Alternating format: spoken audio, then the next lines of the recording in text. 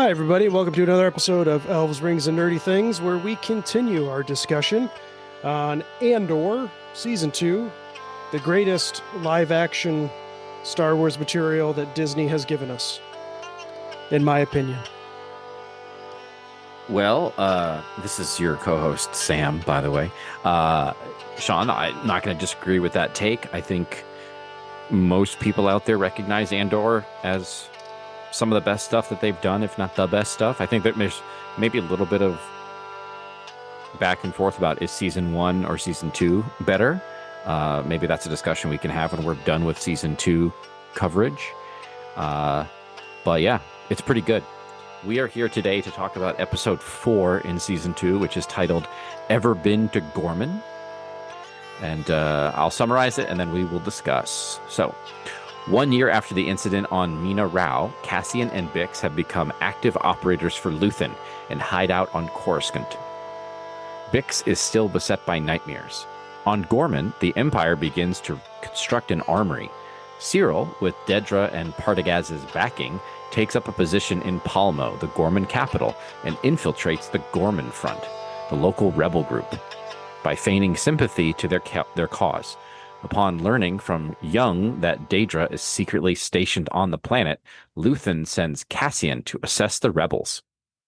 Willman is tasked with teaching Saw Gerrera's lieutenant Pluti how to configure a machine that extracts rhydonium, a fuel source for the Empire starships that they plan to steal. Mothma unsuccessfully attempts to rally support to kill the renewal of a bill giving broad powers to the ISB. All right, Sean, what did you think of episode 4, Ever Been to Ghorman? I wanted more, and this is one of the downsides to the show being kind of limited to the 2-season run that they're having. Mm-hmm. And the time jumps that we have, and I'm not as bothered with the time jumps as I thought I was going to be, because we've already had 2 now. We had the time jump from season 1 to 2, and then now we have another jump after Harvest. This is a year later. Yep. And I would have liked to have seen a little bit more espionage on Coruscant. And we kind of get it because they go to the grocery store, and then Cassian is kind of being weird about, oh, we've already been to this one too many times. You need to worry about like being seen and being known. And I think there could have been a lot of drama and storytelling with them being under the nose of the Empire on Coruscant. And I would have just liked to have seen a little bit more. And I know we get that with Luthen the entire time, but you never have like direct conflict with Luthen that we've seen so far being on Coruscant. Like there's no run-ins with the Empire or no close calls. It's always just, you know what I mean? Yes. You see what Yes. I'm trying to say? I do. I get what you're saying. I think that is I have a similar feeling. I think the time jumps are you kind of just breeze by them.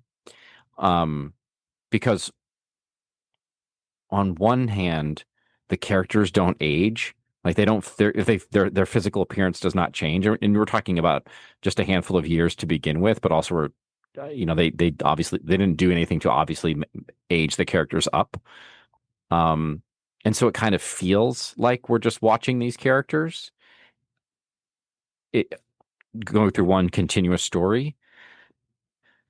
And I think early on in this season, because in full disclosure, both you and I have finished the entire season. We're just kind of taking our time going through episode by episode. There is this feeling of tension between Luthen and Cassian and Luthen and Bix. And there's tension in the relationship between Bix and Cassian in this episode, talking about kind of their previous missions. And yeah, it would be nice to see some of those things, to see the effect, to see the things that are causing the effect, instead of just to see the effect of, Bix's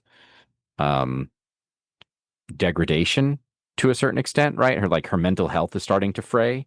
Mm-hmm. And we can understand, we can intellectually we get it because they talk about the things that they've done and we know a little bit of what she's experienced, but it's a whole year of those conversations that we've missed out on.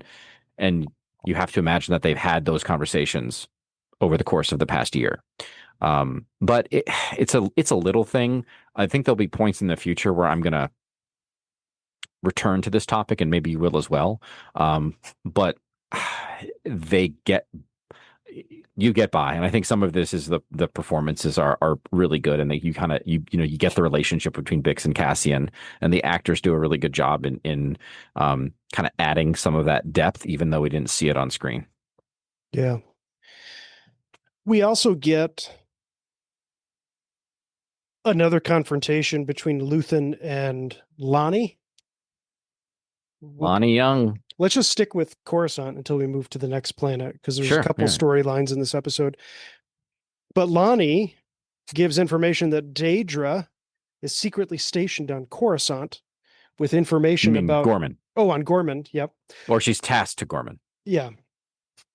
And Luthen wants to know what's going on that planet of Ghorman, which is our French rebels, or our Francophile Star Wars characters. Francophone, basically. Yeah.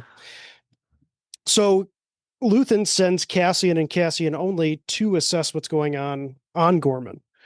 Um, the last big thing on Coruscant is Mon Mothma trying to help the Ghorman representative or prime minister, whatever his Senator, type. Senator, that's right. God Yeah. damn, man, rough. But she is not able to find success. The Senate is not very democratic anymore, it appears. Yeah, and you can get a sense of some of the propaganda work that the Empire has done, maligning Ghorman, right? I think that comes through, and that's going to ramp up over the course of the next several episodes. And I think this is also when the senator says, like, he's really trying hard to kind of keep his people tamped down because there's some growing discontent, opposition. He's doing his best to not have that turn into justification for a crackdown, right? Which is exactly what the Empire is trying to get them to do. It's trying to foment at least some of this this unrest and use it to justify further crackdowns, which is a good lead into our actual Ghorman stuff, where we get Syril playing the spy. What did you think of this? Yeah, Syril has networked enough within the Empire to go from a nobody to a middle manager to being fired, back to being a nobody, back to being a middle manager. And then gets promoted, quote unquote. And then gets promoted again. Yeah. So, I mean, out of all of the storylines, this is one that I have the biggest interest in. Mm-hmm. And having already progressed through the entire season, this has the biggest payoff for me. I love the Syril Daedra dynamic and storyline that they're going to go through. So I'm really excited to like get farther down in the episodes to talk about those. But yeah, I mean, plus we have Space France, which I'm all for. Yeah, should we talk about Ghorman a little bit? Because is this our first time on Ghorman? It is, right? We've talked about it. We haven't seen it yet, because this is our first visit. So Space France is great. That's what it is.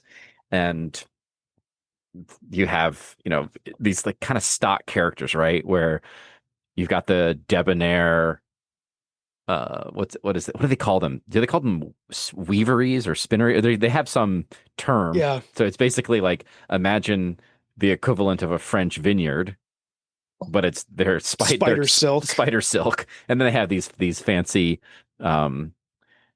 shops where the designers go and get the silk. I love what they've done to give places give locations a sense of place, right? We got a lot of this in the first several episodes on oh my God, why can't I think of the Chandrilla? Where like Chandrilla, especially that location, had a real feel to it that came in as authentic. And I think Gorman, what they give us, just amplifies that. I mean, it's everything from like the little cafe, the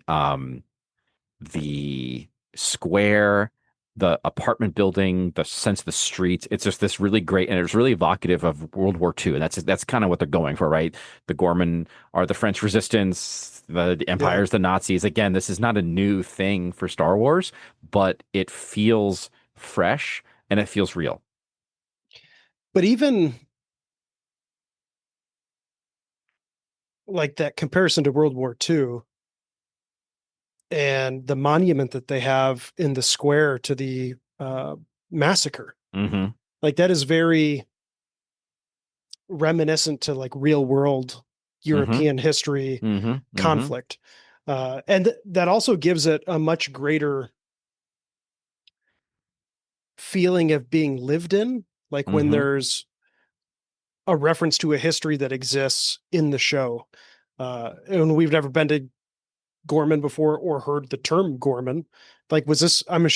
Almost positive this was a planet created for the Andor series because I don't recall this ever being, unless it I was in some like it, distant. it could have been in yeah in like the Clone Wars show Yeah, or some novelization, not a novelization, but some like just straight up novel. But yeah, it's never been mentioned in the main series before. yeah. But I loved it, and everybody who listens knows that I'm obsessed with France, so It's true. I'll take it. Now, did you we earlier? I think you mentioned Francophile, Francophone. The Gore language, is there actual French in there, or is No, it just the affectation? Okay, okay. yeah, It just it's sounds it's French. meant it's like French gibberish. Okay. Which I mean, hey, that's fine. Yeah. They were effective in creating something that again is familiar enough where we get Mhm. it, but it's also not just having them It's speak alien. French. Yeah, yeah. Yeah, Um, okay, so let's talk about Cyril himself as a spy because he is so kind of like he does a good job, but you can tell he's just like giddy as a schoolboy for this whole little assignment that he's on. That really comes yeah. through in the scene that we get when he goes to the safe room and he has his connection with Dedra in this episode, and then we get some more in a future episode. But yeah, what do you think of Cyril himself? Yeah, and he's intelligent. I mean, there's things where people probably told him to do certain things, like tying the like ribbon to his door at the base. Mm-hmm. So Mm-hmm. when he comes home, he sees if it's broken or not, like somebody's been in his apartment. Mm-hmm. So things like that. I really liked the espionage side of it. The one thing with Cyril that Andor and the Rebel spies don't have, he doesn't seem afraid to be doing what he's doing. No, and you get a Which I sense of think is it's an interesting juxtaposition where you have like all of the rebels are constantly terrified to be doing what mm-hmm. they're doing, spying on the Empire, but he has almost no fear at this point. And whether that's just poorly misplaced, like he should be afraid, but it's interesting to see him do his espionage from a place of kind of assurity. Yeah, I think he rightly knows that the Gore aren't going to do anything to him, especially like right now. One, they don't seem to be extremists quite yet, capable of violence quite yet. Two, they're trying to win him over and at least feel him out. And then, if somehow some local imperial isn't in the know and arrests him, he can always, pull out the get out of jail free card and be like, Mm-hmm. actually, I work for ISB. Talk to my girlfriend. Yeah. Yeah. Um, All right. What did you think of the town hall meeting?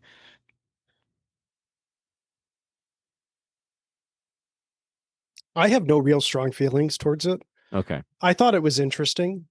Um, I didn't like, I mean, I liked that was happening in their native language, Mm-hmm. but it kind of took me out of it to then have to read subtitles of what they were Oh. complaining about. But See, it was fine. when you have a kid, you will realize you will watch a lot more stuff with subtitles on as a default because we have to turn the volume down so low. So I'm used to that, subtitles or closed captioning or whatever. The one thing that it kind of gets me with Andor is that I'm usually eating dinner while Mhm. I'm watching it, so that I'm constantly looking up and down and spilling my queso or burritos everywhere. But no, I got most of it. This was there was one thing of criticism I had for the sequence of events that get us to having Syril at the town hall, which is like they go through this whole trouble of giving him the spider with the message inside, and it's like the address for the meeting, but it's just an open meeting, right? And It's it's a just public town hall. it's a public town hall. It's like it's not anything secret. And then of course, after the town hall, there's this smaller group of people that kind of try to, feel him out. And I think is it at this meeting where he starts giving them information, or does that Yeah, he basically becomes a informant for them, yeah, okay. or pretends to be an informant Yeah, for them. he is passing on real information, right? Because or at least he's passing on information that seems to be, it is It's seemingly compromising information. Whether or not it's real or not isn't the point. The Empire wants them to have it, though. The it ISB wants them to have it it. is in fact like top secret information, but the Empire is willingly giving it to the rebels Yeah, because they yeah, want them to do something with it. yeah, Yeah. yeah. Um, yeah, it was fun to see Cyril kind of in this element, and these characters are even though they're kind of stereotypical, like resistance fighters, whatever, they're still Mhm. fine. Like the guy handing out spiders has a thing, right? It's kind of funny Mhm. to have a guy handing out spiders, And very French. Like if you go to the Eiffel Tower, you got people peddling little trinkets and things. little So, trinkets. Speaking of which, so my daughter, who I think I've said her name before on the podcast, but I'm not going to say it all the time.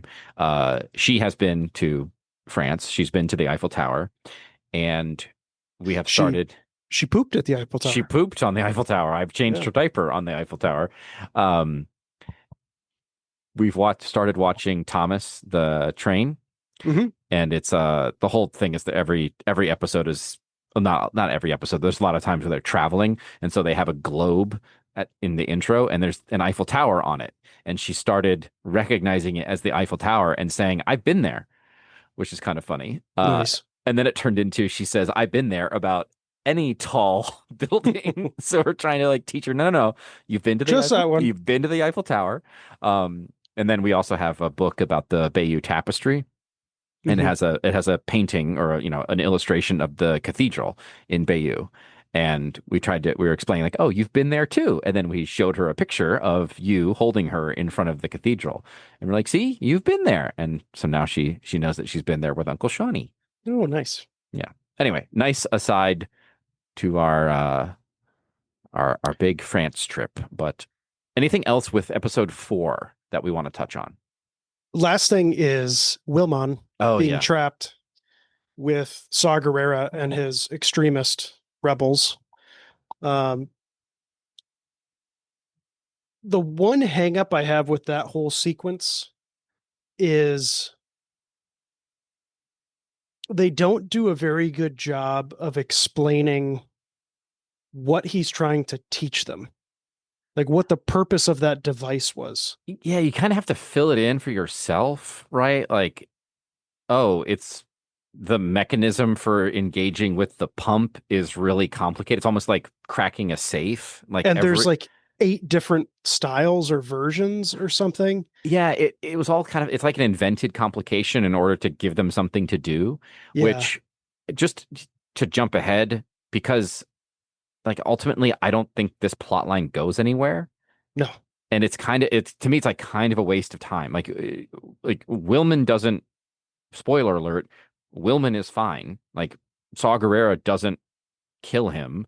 Um he shows up in later episodes. He has a somewhat important role in a lot of them, and he like we there's like the whole even the rhodium stuff never really comes back into play. So it was kind of a waste of screen time where this could have been more time spent with Bix and Cassian or with Syril on Ghorman, or so, it could have been more time invested in Mon Mothma, like the other three plot lines are more compelling. They're already established. This one's kind of just random.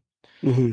And I don't really care about Wilmon. No offense, Wilmon, but Yeah, like he doesn't need. after after the events on Mina Rao with the Harvest episode, like to me that was the end of his purpose, I guess. And he kind of comes back later in the season, but I wasn't as interested. And then when they made me think too hard about what this device was and its importance, then I was like, you've lost me on this plot. Yeah, and then like the whole thing with rhodium too. It's like it's basically Saw Gerrera is using it to get high, right? Like he's huffing it. Like the fumes themselves are one very dangerous apparently to inhale. They can damage your, and that's like how he develops his breathing problem, I'm assuming. Yeah. And we discover it in like 2 episodes from now, I think. Okay, so that's a bigger flash forward. But yeah, I don't. This was for me the one kind of, I won't even say bad, just unnecessary part of this episode. Like, just give us Yeah. more of this good stuff. We don't need this. Yeah. It wasn't bad. I was just like, it didn't fit with everything else that they had going well in this Yeah, episode. yeah. And then I think in retrospect, it doesn't fit at all In the in like the entire season. series. Yeah, yeah. Yeah. It fits in season one because there's a lot of that like infighting between rebel groups. And I feel like in season two, they felt forced to include Saw Gerrera again just because he plays such a big role in Rogue One. Yeah. But I don't know. I feel like you could have left him out of this season entirely. The thing is, he doesn't even play that big of a role in Rogue One. It's not huge, but I mean, he's there. He's the notable character. I mean, the pilot. So when Haley and I finished Rogue One, or we finished Andor, I think on Friday night. We then immediately went into the beginning parts of Rogue One because I wanted to see how things lined up, and like he's introduced early in like the deep backstory and like the pre-flashback stuff, and then he's there, but then relatively quickly into the plot of the movie, he's gone. And he doesn't do a whole lot. So I mean, I think I think they think he's a cooler character. he is because he's included in like um He's in the Clone Wars. Star Wars Clone Wars. He's in Rebels too, right? He's in Rebels. Like he's a pretty important through character. And I don't know, like he's one where I don't think he needs to be used as much as they use him. Mm-hmm. And I think there's more entertaining characters that I wish they would bring back into the show instead of Saw Gerrera over and over again. But yeah, at least in this phase of like the rebellion, I think they keep using him because he is an extremist version of the rebels. And he's one of the few that I think is quote unquote extremist. right. But it's like, and maybe this is more discussion for the season wrap up. I don't know, but show me his extremism, right? Like, what has he done? He's like kind of, he's a little crazy to his own people, Yeah. right? You got to Like, watch Clone Wars. I guess I like that's the thing. I don't. I know. You. I don't think it's good storytelling to have characterization hidden in another product. Like you can't rely on everybody having watched the Clone Wars, right? Like Lord of the Rings, you don't need to have read The Hobbit in order to get the Lord of the Rings. Those characters are fleshed out in that book enough. Yeah. Anyway, I think that's probably something we can get into more detail on later. Is there anything else on episode 4? Should we wrap it up here? Not for me. All right. Well, thank you everybody for listening. This has been episode 4, Ever Been to Ghorman, Andor season 2. Thanks for listening. If you liked what you heard, give us a subscribe, give us a share, and tune in next week or the next 2 weeks or sometime in the next month when the next episode comes out. Bye. Bye, everybody.